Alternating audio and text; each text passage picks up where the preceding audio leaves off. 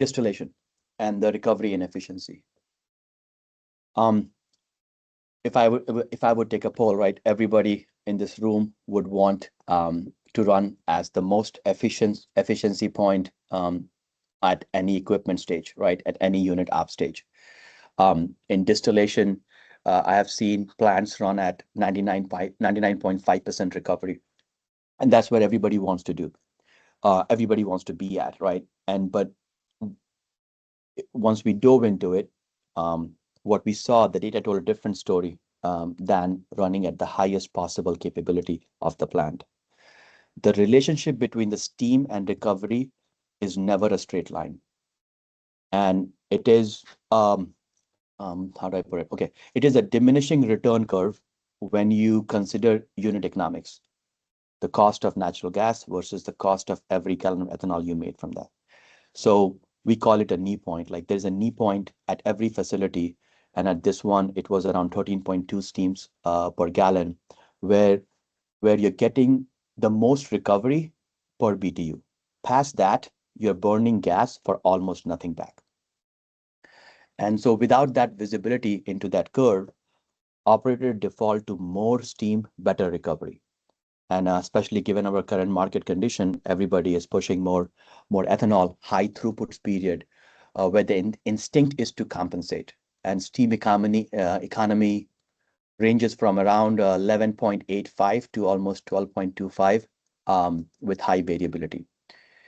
And operators don't know where the knee sat on any given day because it shifts with the changes in the feed composition and upstream firm quality and how much ethanol concentration is coming in the beer feed and things like that.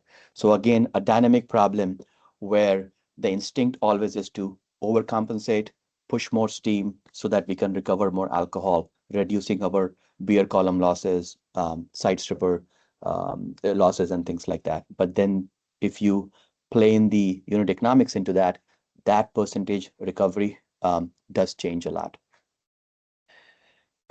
So for that, we mapped and we built a trade-off curve, or I should say a trade-off model to build that curve at this facility, and a recovery efficiency against steam intensity across the full operating range. So as I said earlier, the current optimal point sits at 13.2 steams per gallon. Past that, every additional pound of steam costs more in natural gas than the ethanol it recovers. Further, we all know that plant do go through ups and downs, and you are trying to push more ethanol. When we try to um, commission the early warning with a very tight curve, we saw, an early warning fatigue, so to say. So instead of pushing for 95th or almost 100th percentile of accuracy, like this is where you should have your steam, pounds per gallon at, we relax that curve to 75% so that the alert frequency is not as much that it kills, it becomes a crying wolf for the, choice of better word here. But so we relax that alert frequency by reducing from like the golden point to like a silver point, and it was able to help operators actually have a controllable amount of early warning, see what distillation efficiency they should run at, which will give them the better unit economics and net result from that. And that part really matters for everyone who is watching CI score, right? Every unnecessary pound of steam per gallon directly increases your carbon intensity score.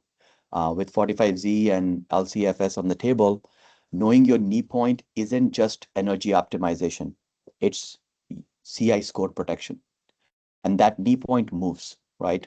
As like every other use case we talked about here, the feed composition change, whether you are doing Milo, whether you're doing fully corn, you have some dry frac in there, your upstream field fermentation quality will change accordingly. So yesterday's set point is wrong today because your knee point might shift based on the concentration in there. So having this dynamically computed, looking at everything holistically from your grind rate to your fermentation performance, and then adjusting for what your knee point looks like from how much steam you should push in the columns is super important if you're trying to protect your CI scores.